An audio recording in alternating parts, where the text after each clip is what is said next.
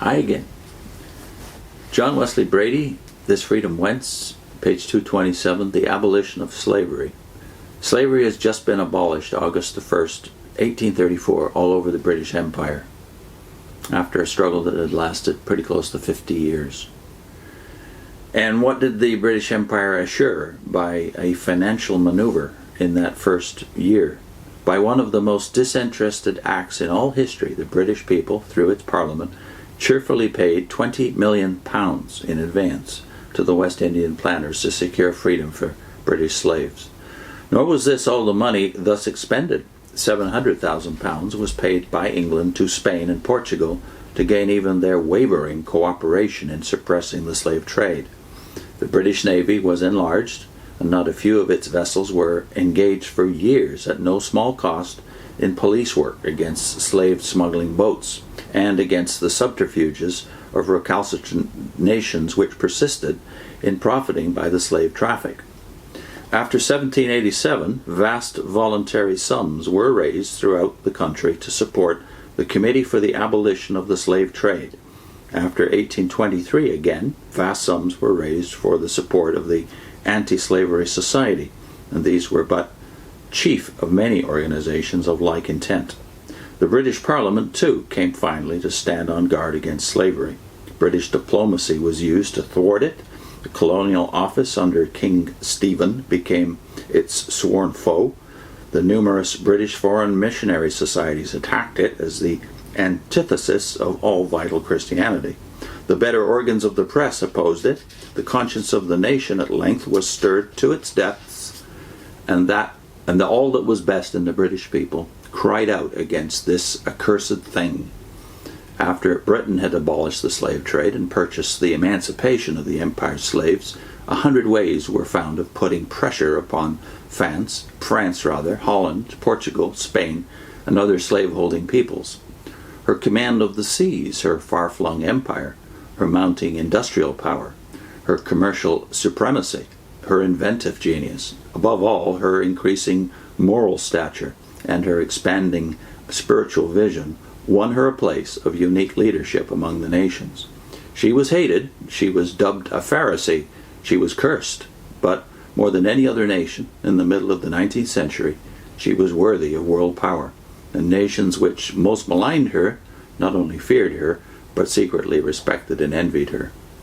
With Britain's abolition of slavery, even the deeply entrenched institution of American slavery received a staggering blow.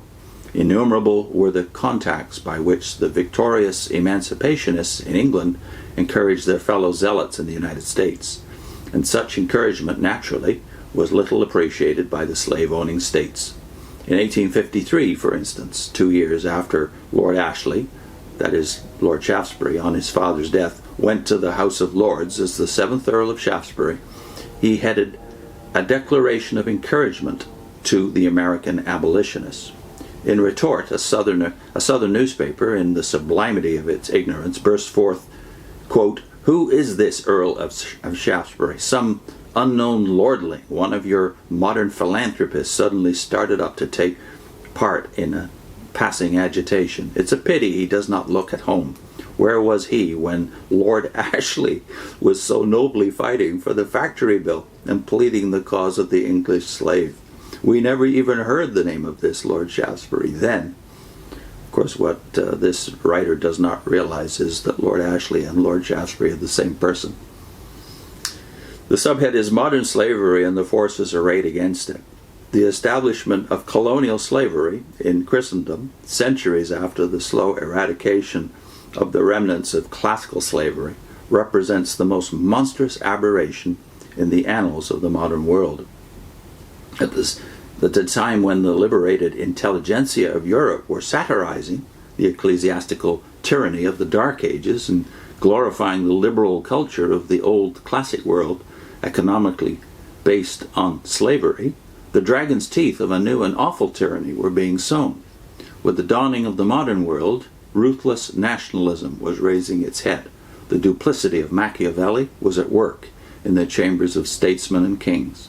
The iconoclasm of the new intoxicating freedom was subverting all Christian authority. The flamboyant eulogy of pagan literature and institutions was creating an intellectual and political atmosphere highly favorable to the enslavement of defenseless peoples. It was no accident that the introduction of modern slavery coincided with the Renaissance, and far more than it is recognized must the license and paganism of the Renaissance era be held accountable for encouraging the advent of the blackest tragedy which has befallen the modern world, a tragedy which was to prove the nursing mother of a vast retinue of social and industrial ills. In passing, it should be noted that at the end of the 6th century, Pope Gregory the Great, in his struggle against the continuance of ancient slavery, had declared that, quote, "Inasmuch as the Redeemer of men had taken upon himself humanity to restore us to liberty, so it becomes us to restore those men whom nature had made free, but the law of nations had made slaves, to their natural condition, namely liberty." End of quote. Moreover, when the gruesome institution of modern slavery was beginning to manifest itself, Pope Leo X, who ruled from 1513 to 1522, the time of the Reformation, protested in a bull that, quote, "not only the Christian religion, but nature herself cried out against a system of slavery." End of quote. If Britain was the last of the great maritime powers of Christendom, officially to sanction and organize the slave trade, after the Asiento concession of 1713, she became by far the most deeply involved in its guilt. Nevertheless, she it was who, under the inspiration of a mighty spiritual baptism, was to set in motion humanitarian forces which finally would destroy modern slavery. When English slave trading began with Hawkins in Elizabeth's reign, it was but a sporadic and semi-piratical adventure. Yet under Charles I, chartered African trading companies began to be formed, and soon royal households as well as commercial magnates became propagators of this lucrative traffic in human blood. For almost 2 centuries following the formation of the first African company, Britain's association with the slave trade was to corrupt the economic and social fabric of the nation's life. I'll put in a link to 2 views of slavery, and here's where it gets really thorny for Christian historians in trying to figure out how it was that America's theologians could justify slavery in wake of the fact that Britain had already abolished it and the slave trade some 30 years before. So what was it that was causing American Christians to think one way and British Christians another? So I'll put in a link to 2 views of slavery. Next time, the repercussions of the abolition of slavery. All of this going back, of course, to John Wesley's work and the beginning of the evangelical movement, even before Wilberforce and the Clapham group got a hold of this and made it their own project.